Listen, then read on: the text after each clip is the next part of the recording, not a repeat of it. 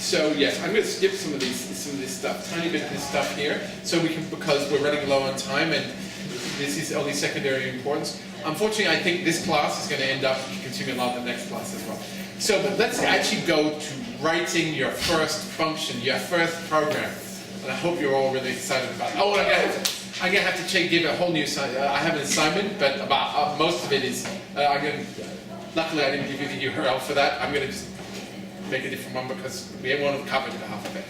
I knew it was going to be long. This is the basics, it just happens. So we're going to define a function. Well, what is this? Well, it's a way, Python wouldn't be any good if you couldn't actually write your own programs, store them, and keep them till later. And generally, I have to say that you generally don't do what I'm going to do, which is define functions from the keyboard, because it's too much work. You put them in a separate Python file with your PyCharm editor that I hope many, or any editor you like, and then you run those over and over again. But I'm going to do this right in front of you because it's easy to show and easy to make tiny changes. We're doing it in one. Did I turn that Yes, back? I did. It's John's camera, by the way. So if you see this on the web, you can thank John and YouTube. Okay, so we're going to define a simple function here. I hope you're ready. Okay, so it's not that exciting, but well, I find it exciting. I find all of this exciting still after years. A lot of years. Okay, let's do. So we have a new statement here. We're going to start with this statement, and this is def. Def is the first time you've seen this one. Def is short for defining a function. Def, very straightforward. So this says that we're defining a new function. Its name is going to be called f.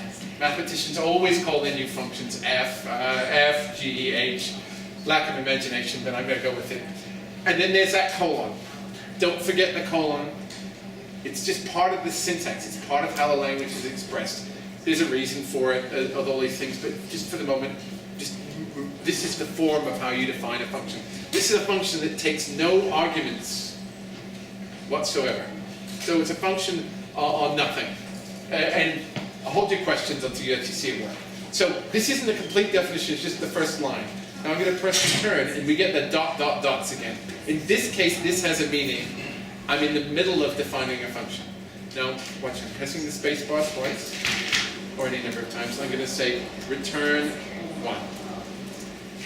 All right, I've defined a function f. So who's got the ball now? So what do you think is going to happen when I do that? 1. It's going to print 1. So I've defined a very, very simple function. It takes no arguments. There's nothing in those parentheses. It means it takes no arguments. It's not working on anything, and it returns a value 1. It returns. What returns is it actually gives that value back as the value of the function. In case that's obscure, it's one of the things that seems obvious once you've done it a few times, but isn't obvious, like a lot of these things. Let's say x equals f. All right? And now x is going to have the value. Who's got the ball? Well, I blew that. It's 1, right? So it actually returns a value. Very straightforward, not particularly interesting. So here's the thing. Supposing you're in the middle of a function and you actually want to output some values. You want to actually you want to see something on the screen. Well, how can you do it? Well, we need a new thing. It's called the print operator. I'm so tempted to go on a little bit, but no, let's just give an example here. Let's say def f of nothing. Then we're going to say print hello there. Return 23. So now we have a new function, and who's got the ball? Okay, you do. What happens when I press return? It's going to say hello there. And? 23. Yeah, exactly right. So so the print statement, all the print statement does is just print out any values it has. And you're going to use it you can use it on the terminal. Except there's very little reason to generally. You don't use it much on the terminal. You can say, and you can put multiple things. You can say hello, 23, a list, and it'll faithfully print all of those things for you.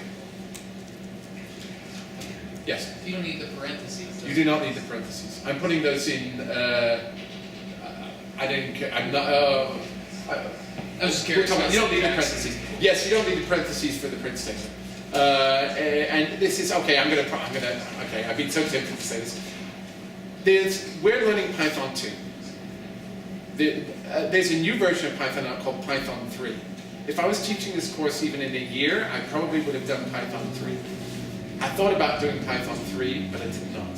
The main reason is the natural language toolkit we're using is not yet in Python 3.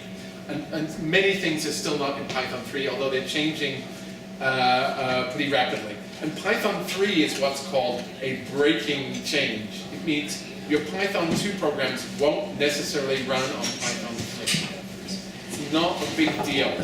I actually the reason I did Python 2 over Python 3 is the differences aren't so great, and it's just ubiquitous. You can find Python 2 everywhere. The really big breaking change is simply that in the current Python you can do something like print 23 and it works. Because print isn't actually a function, which is really annoying. Print is not a function, it's a special statement. So it doesn't have all the properties of everything else. And that's one of the bad things about the original Python, is print is a statement, not a function. And that means you're constantly making little mistakes because it's unlike everything else. They fixed that in Python 3. So in Python 3 you have to put parentheses around everything in a print statement. So I'm just doing that to get you into good habits. Don't worry about this.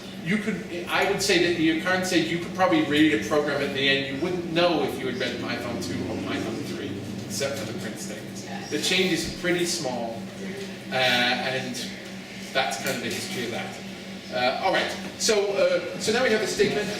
But what if we want to actually have a function that actually operates on some value? Well, we can define a new function which takes arguments.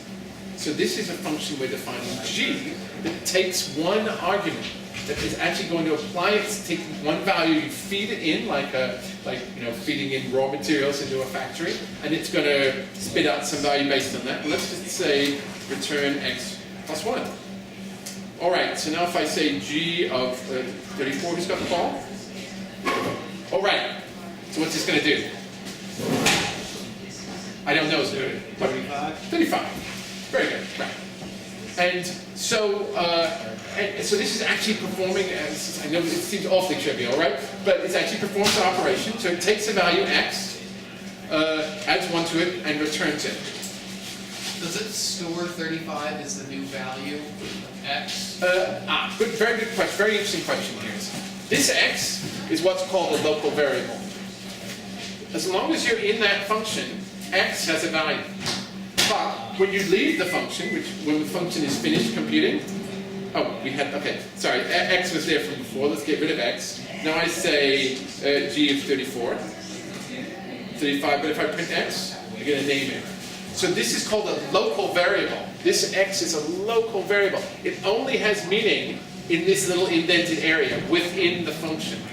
Unless you were to put global. Yes, but don't ever do that. Okay.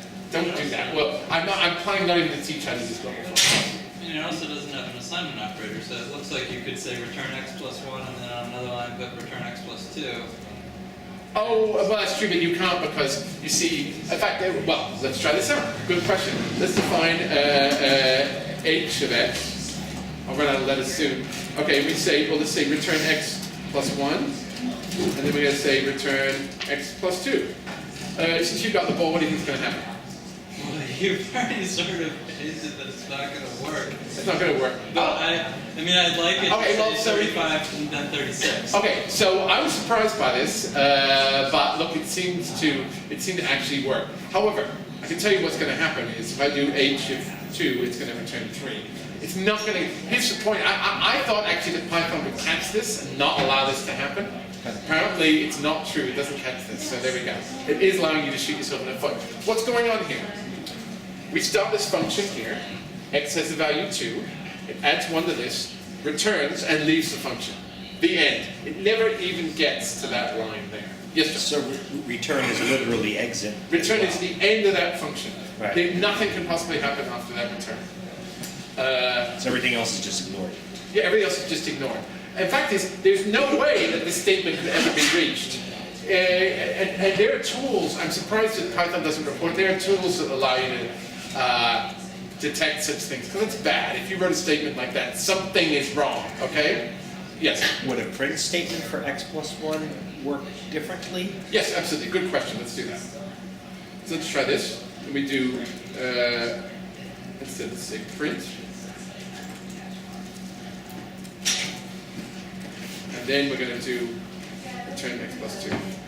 So now if I do a equals h of 4, you see it prints out x plus 2 and it returns it to get the same value.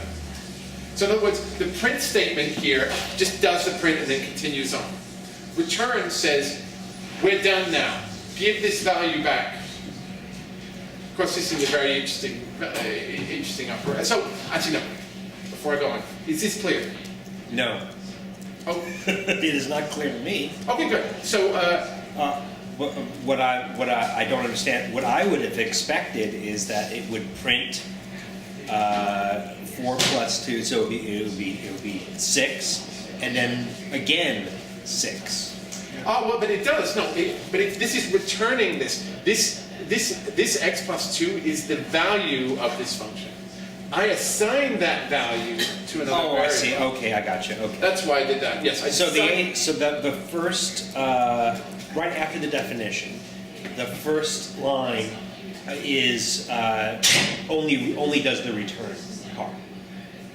I'm sorry, I don't know. No, Just no, keep no, no. going. Okay. No, let's take Well the time. Very then important. why don't you, if you could just step through the logic of that one more time, I'll Sure, probably absolutely get no it. trouble. So here's what happens. First, what happens is we call that function h. Right. This number 4 is assigned to this local variable. Remember, this variable only exists as long as we're running this function. This local variable 4, then it computes this value x plus 2 and prints it out. Then it also computes this value, I should have made this different, but I didn't. It computes this value x plus 2, that's 4, and then returns it. So then that value is returned and goes through the assignment into the variable a. Okay. So here's an interesting question. Let's supposing I say, Could you just run Sure. the function? Like, could you just Yeah, do H That's what four? you- sure, let's do h4, and then you see it's going to do 6 and then it's going to That's what I was That's expecting. what you're expecting. That's what I, but because you're using the equal operator, you're essentially asking it something slightly different. That is correct. I'm actually supping up the value. I'm collecting the value. I'm assigning the value is what you really should say. I'm assigning that value because this is an assignment statement. Okay. I should use my own terminology. So here's a little test for you. Supposing I say x equals hello, and then I say h of 23. So, right, which we know is going to be 25, 25. So look, you can see that x got a value there. So, right? So what do you think? So who's got the ball? Let's say guess. We'll call it guess. So guess, what's the value of x now? Hello. Right. It's hello. That's a good thing, okay? So again, this is a local variable. Very, very, very important thing. It's just, life would be so awful if it wasn't the case. This guy only exists, it only has meaning within this little indented block there. There's a term for this. It's called scope. Not like the mouthwash, but kind of like the scope of your assignment, you know. And the scope of this variable x is this tiny little block there. It doesn't interfere with the global one at all, and that's great because otherwise what would happen is you call some function you didn't know and overwrite your variables because you use the same names. So that's one of the big advantages. All modern programming languages do it. And Python is one of them. No, PHP doesn't do it. That's why PHP is such a terrible language. This happens kind of as a matter of course. All right. So, but this isn't really very. Well, I mean, if you can only do functions like this, what's the point? Well, this turns out to be a lot of interesting things you can do with these. The first thing we can do is we can make if statements. Let's do something like test. Board with some other things. So, if x equals 4, return it is 4. Oh, I can't spell. I'm bad. Well, no, that's because you use two different Right. Close, right? Yeah, exactly, yes, very exactly. So I can't, as I said, I can't, it's not quite spelling, but whatever it is. Syntax. Syntax. That's right. Why are you using 2 equals? All will be explained. A very, very good question. All will be explained. Return. It is not. All right. As I said, this is the last time you'll see me actually typing functions in because it's too prone to error. But okay. So what's going on here?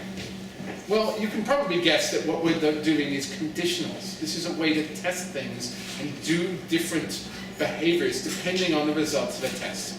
So the first question, a very good question, is, well, wait, we're suddenly using this equals equals. Well, this is another, this is a good feature of this language that other languages, older languages don't have, or modern languages have.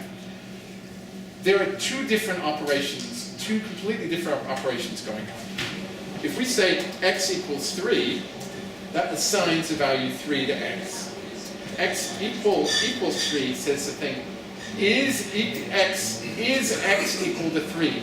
It's a test. You've got the ball here. Guess what happens when I press It's return? gonna say true. It's going to say true. It's going to say this, and what you're like, where did true come from? Well, it turns out there are these two special variables in Python. One's called false, and the other one's called true. And these are the results of what's called logical operations. Logical operations. There turns out to be a lot of these things, which we'll get to. Oh, it's possible. And particularly, they are the results of comparisons. This is a comparison. You are comparing x with 4 to see if they are equals. The equals sign distinguishes assignment from comparison. And I agree. This is slightly confusing. Yes. So what does the if do then? Yes. Just about to hop back to that. I swear. Have I lied to you yet? There we go. Great. So good. Okay. So great. So basically, yes. All comparison operators. There are other operators that have what they're called logical operators, and they have these values either true or false. And actually, did you ever hear Colbert? He talks about truthiness.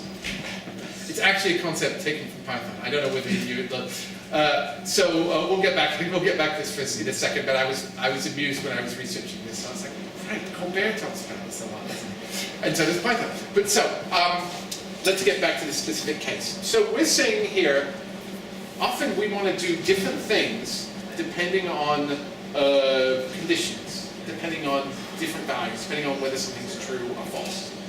In this case, we want to do one of two different things depending on whether this variable is 4 or not. So this first statement here says, okay, we compute this truth or falsity value here. Now this if statement executes the first part if this conditional is true. Actually, specifically, it does the first part if this is truthy. I'll explain the difference, but certainly for the moment, true is good enough. And if otherwise, if it's false or false-e, it returns this value. Okay, so in other words, the code goes through, looks at x, and it says, okay, is x 4? Oh, it is. Return this string. Some other time you may call it, looks at x, says, oh, is x 4? Oh, it isn't. Return this string. Let's try some examples. So if I say test 4, who's got the ball? Hold on. What do you think? It's going to be false. But no, we'll go. But let's look at what's happening here. So if 4 is a value here, x becomes a local variable, it has a value 4. So you're right that this expression will be true. Since this expression is true, the code executes this part, the if part. So if part, and it will return, it is 4. Let's do test 5. Who's got the ball? Yeah, this is a softball question. Okay. What's it going to do? It is not 4. Yeah, it's a softball question. Very boring. Let me do a trick question, okay? test quote for. You want to try this one again since I gave such a dull question? It is not a form. Very good. What's going on here? Oh yes. String. What happens if you do 4.0? That's a good question. Well, and that's a good question. I think we'll find out.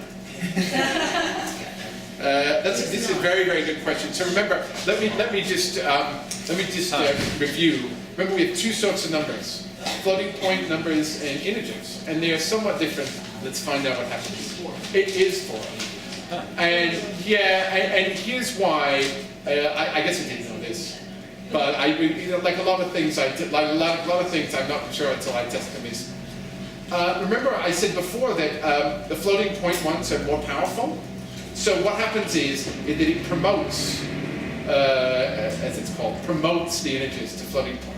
So what happens is when it sees that and tries to do the comparison, it says, oh, well, I'm comparing a float with an integer, so I'm going to promote that to a float. So now I'm comparing 4.0 to 4.0, and they're the same.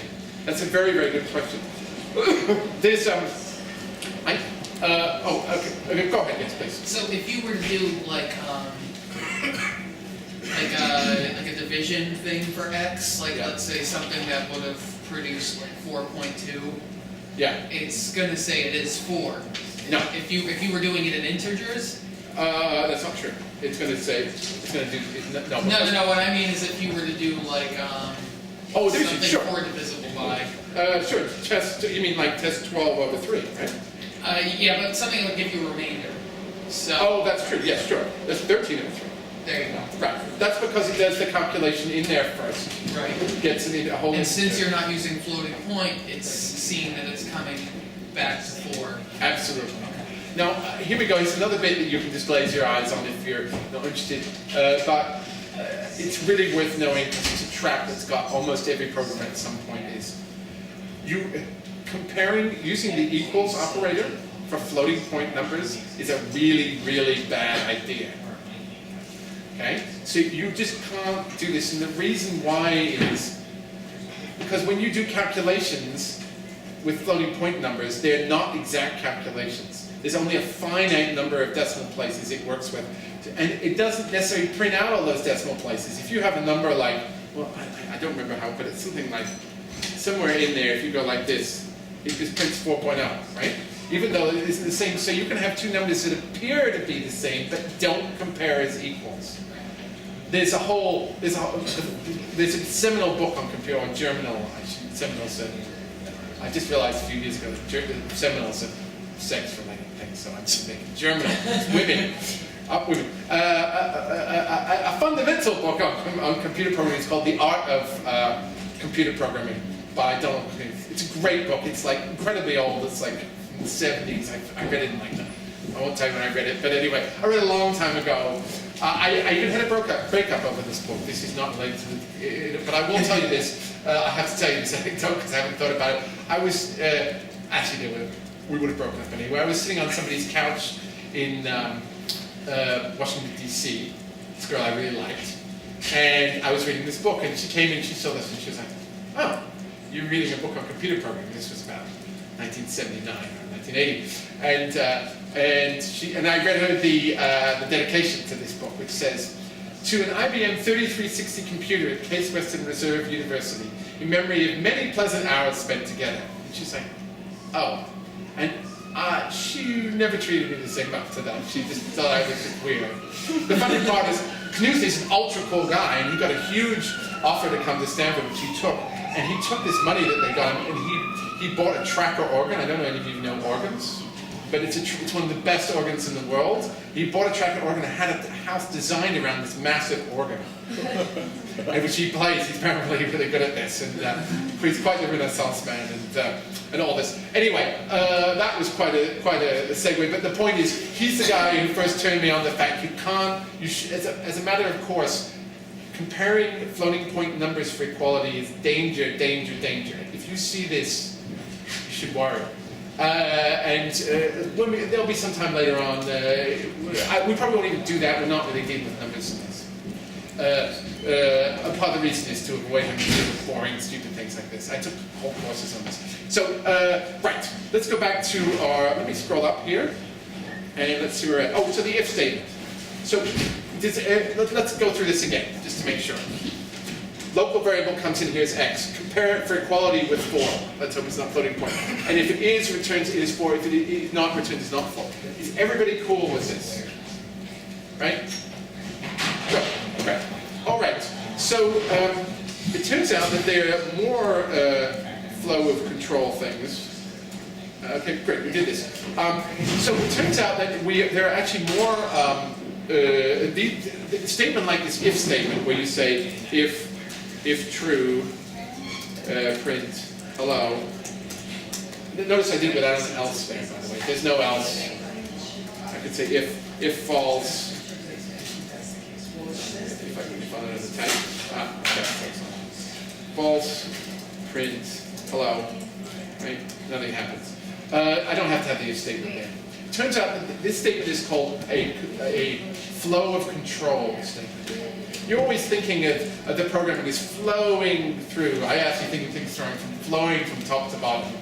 And there are statements in the language that control how that flow occurs. And we've just learned two, really. We've learned the if statement that allows you to make decisions. And we also learned the def statement that allows you to construct functions and store them. But there turned out to be a bunch of others. The favorite one is why. Oh, let's know even more favorite. Let's start with this one called for. Now, what for does is go through all the elements in a list or in something like a list. I had to put that little thing in there for my own conscience. So let's instead of talking about, let me give you an example. Let's say for I in range 4. Print I. All right, so we're ready to go here. So let me explain what's going on here, because this is, again, it's a little bit. Can I close that door? It's a bit distracting. No. Okay, so we have a statement here, and we have. This is called a for statement. It's a loop, a way to loop around something. So this for statement says for. Assign this value I repetitively numbers in the range 0 through 4 and print it out. Let me just print it out and let me just run it and then I will explain it again better. Okay, so print the numbers 0 from 1 to 3. It's because we're using base 10, right? Uh, Uses base 10. we are using base 10 as number up. So what's going on here? Actually, I made a mistake. I've introduced two concepts at a time. That was a bad one. Let's just explain the range statement. Range 4 is this list. 0, 1, 2, 3. That's all it is. Range 20 is this long list. That's all it is. So it's just a way, so the range statement is a way to get a whole set of numbers. Oh, here's a trick question. Who's got the ball? Me. Okay. So range 1, you can see what range 1 is going to do, right? That's going to print something. The list. What's range 0 going to do? Or is it going to work? Yes. It would. My guess would be 0. I guess. Well, but that's what range 1. So range 1. Range 1 is. I'm sorry. Okay. 0. So what's range 0 going to be? It's going to be an error, or is it going to do something? I would say it's an error. Not a bad guess, but no. In fact, it returns an empty list. An empty list. And you're like, oh, why do I need an empty list? Trust me, you need it all the time. For one thing, often you start off some proceedings. You're like, okay, I'm going to make a list and then fill it up. So you start off with the list as an empty list, and then you use appends or any of those other things I had to fill that list up bit at a time. So empty lists are really useful, and you can do things like, for example, we had the length. One of the things you see, length range 3 is going to be 3, right? Because remember that length operator tells us how many things. Length function, sorry. The length function tells us how many elements are on the list. So you can say if you do length range 0, you get. Who's got the ball?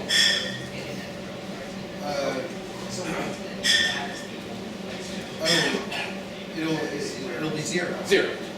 Is this clear? Everybody's got this? Good. Okay, great. And that's straightforward. So curiosity, what possible on here? Range minus 1?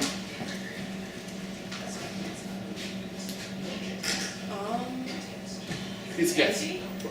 No, it's here. Oh, well, I didn't know that. Point for you. I would have thought it was an error. So there we go. I don't even know why actually that doesn't make any sense. But, oh, no, that's not true. No, I'm wrong. I'm actually wrong. It does make sense. It's because there's no values, right? No, it turns out that range, here, I'll show you why, well, I'll show you why it's true. Oh, look, she's just leaving now, she didn't spell. Okay, here we go, as you say, geez, we're way over time, I can't believe this. If you see here, it turns out that again, the help statement explains this to you is, actually, range can be, doesn't have to just be starting at 0, ending somewhere, or stepping by 1. You can do things like, you can say, range 12, 3 minus 2, and it counts backwards down from 12 to just before 3. Right?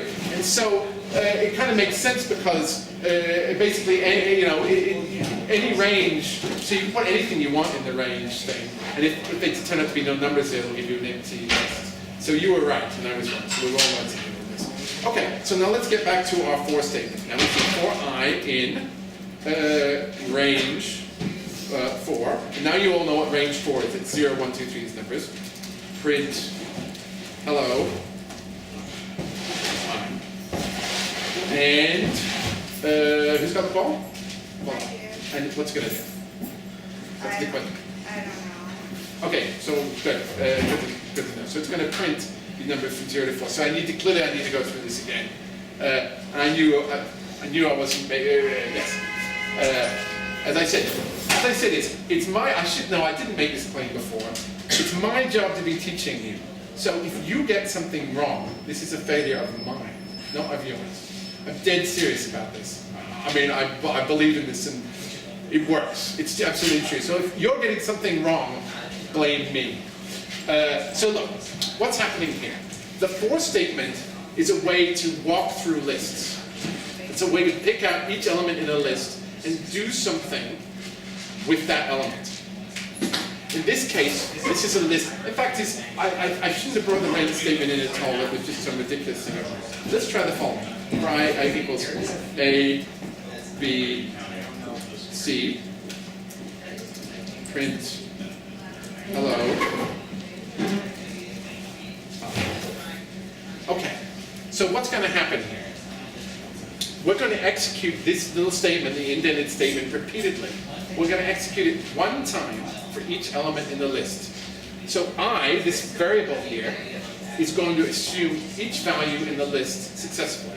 So the first time through the list, it's going to have the value A. Then the second time through the loop, it's going to have the value B. Then the third time through a loop, it's going to have the value C. Take a look. Voila. So you say hello, A, B, C. Is that good? No, I'm E, right? Yeah. Yeah, there's an asterisk. Ask a question. Or if you want to ask a question, I'll explain it in some other way. So I'm just. So it doesn't matter. I'm trying to think if it's telling it to do it particularly 3 times, or it's just telling it to do it for each. It does it for each element of the list. You can do it can be as many times as you want. You can say for I in. You might. Oh well, I can't spell. But here, and I hope you notice I'm pulling something over on you here. Right. Right? And you're, whoa, wait, this isn't a list, that's a string. I hope you all say. Well, it turns out that, again, it's the principle of least surprise. You get the same thing, that it doesn't have to be actually a list. But that's why I said it was list-like. It's pretty well anything that, yes? Could it apply to a dictionary or only to lists? It can apply to a dictionary. It can apply to a dictionary. Let's try it out. No. It's actually, you're going to do this all the time. You want to do this go through this all the time. But it's not even that complicated. In fact, let me go through this and then we're going to call it in because we're already 15 minutes over time, and I think there's something going on here. What time's the Omni meeting, by the way? 2:30. So we have like 10 minutes. So I'm going to go just through it. We'll go through because it's a very interesting question. and we'll go through their dictionaries, and we'll stop them, and we'll start and take from there. You're going to do this, it's actually a very good question, because you want to do this all the time. All the time. Dictionaries are just so everywhere in Python that you just want to go through the elements. So let's take a look and try it out. Let's say D is equal to, let's say, we're going to say, hello, applied to frogs, and then goodbye is mapped to cats. Okay, so we have a dictionary, and the length of that dictionary, who's got the ball? Question? What's this going to print? No, guess what's going to print. Guess. It's not a question, it's a guess. So it's got there's two entries in that dictionary, right? And then this one's a question. What's this going to print? Frog? Frog, right, good. Just a tiny few numbers. So we understand dictionaries. So now we're going to iterate through a dictionary. So I know what this is going to do, but I'm not going to tell you. We can find out. We'll find out for ourselves. So you say for I in the dictionary, we're going to just print I. Oh dear. Let's try that again. Print I. All right. Who's got the ball here? Okay. Big guess time. What do you think that's going to print? Frogs, carriage return, cats, I guess. That's actually, truth to tell, is what that's what I intuitively think, but it's not the case. It prints the keys. Prints the keys. Well, but I used to. It took me a long time to get past this, but then I realized actually once you start programming in it, I was like, oh, it is a more logical way. Because nearly the reason is what you nearly always want to do is something like this. Let me do it. In fact, let me show you why you want to do it. I guess I actually see. Well, let me show you. I mean, so you print I. So in other words, what's going on? Who's got the ball? Exactly. Who's got pass the ball? Here we go. Okay. So look. So we're going to go through every element, every key in this dictionary. I should call that key to make life easy, but that's life. And we're going to print that key and the value in the dictionary. So what are we going to see? So you're gonna see hello, goodbye, and then next to it should be. No, I'm going to stop you here. I'm going to stop you here. What it's doing, the first thing it's going to do is print. The first thing it's going to do is print. It's going to pull out one of these keys. That's probably hello. It's going to pull out hello, and then it's going to look it up in the dictionary. Oh, and then so it's gonna put the key and then the value. Value. Yeah, and so let's take a look, and it goes hello frogs, goodbye cats. So there we go. So now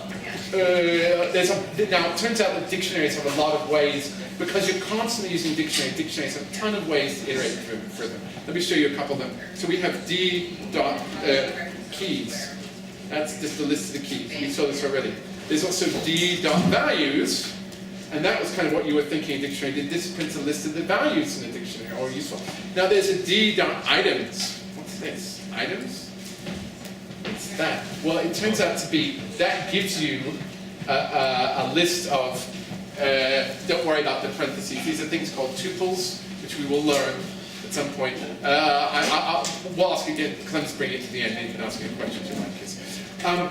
This actually prints out both the value, both the key and the value for each one. So in other words, a list containing the keys and values because you often want that. It turns out you often want to do this in dictionaries. I'm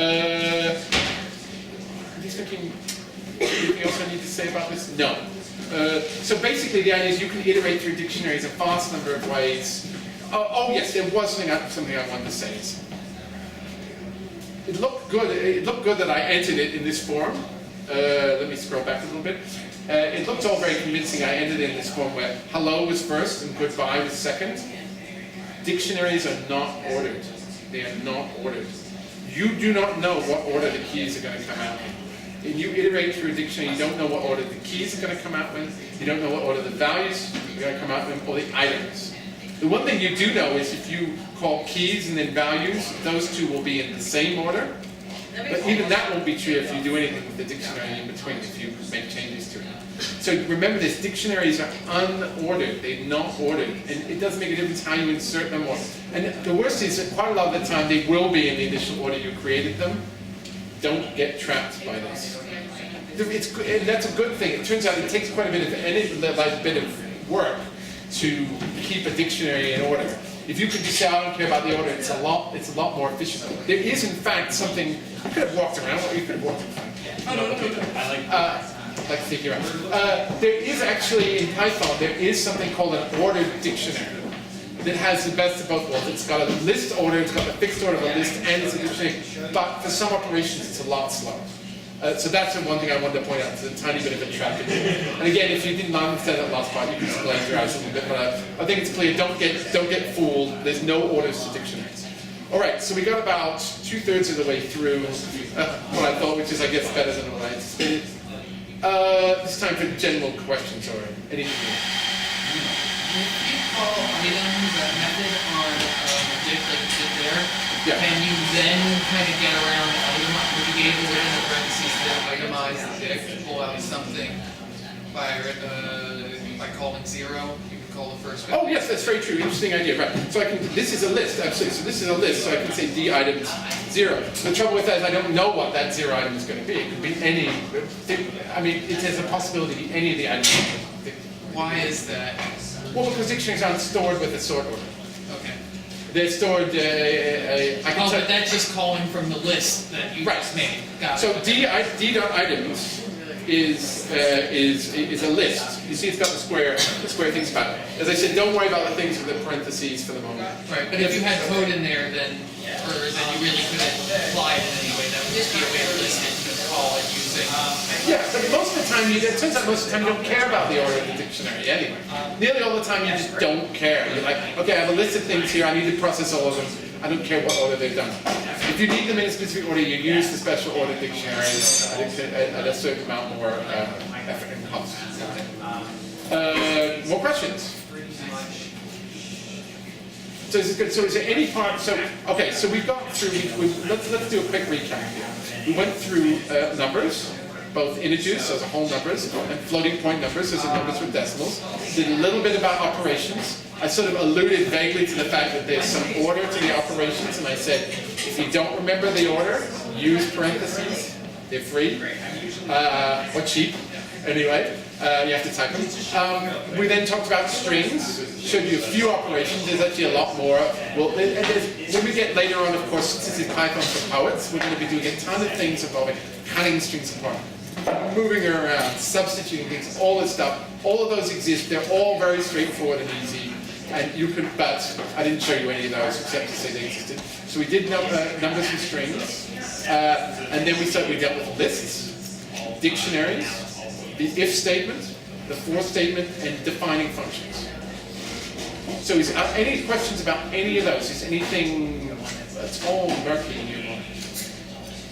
Well, this is probably not helpful, but the for is sort of confusing to me because, and why it's confusing is because, like, as opposed to JavaScript, which is extremely clear about this is what your iterator is doing. It's like, here's where it starts, here's your range, here's what's going to happen to it. It's all very, like, loosey-goosey natural language that goes immediately. So I was like, what the hell is going to happen? Because it's not so clear-cut. Yeah, JavaScript, actually, that's a lie about JavaScript. It seems that way. After having used, I love JavaScript. I mean, initially when I first used JavaScript, I felt a little like dirty, because not because of the language is very elegant, but it's also incredibly, I call it promiscuous. You can basically, like, if you one of the things that JavaScript lets you do that no language does is you can take somebody else's object and hang your own methods on it. That's very bizarre. It's like taking your friend and like getting him to speak Italian because you do. Yeah, I'm just saying that's what.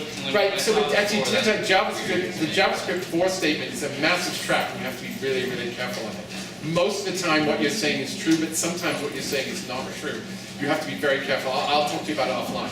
So you're really exposing a trap in JavaScript rather than a weakness in Python. That was a bit off topic, but it's interesting. More questions? Good. Okay.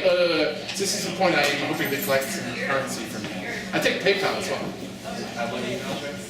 Tom@swirly.com. And I actually didn't bring, I actually take credit cards down. I don't believe it's called Square, but I didn't bring it. So We have Square. Square is fantastic. You can use our Square.